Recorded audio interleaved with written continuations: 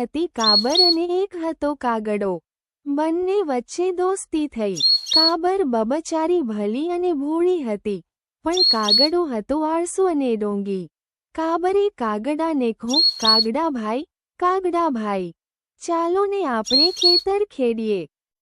દાણા સારા થાય તો આખું વરસ ચણવા જવું ન પડે અને રાતું ખાઈએ. કાગડો કહે, બહુ સારું, ચાલો.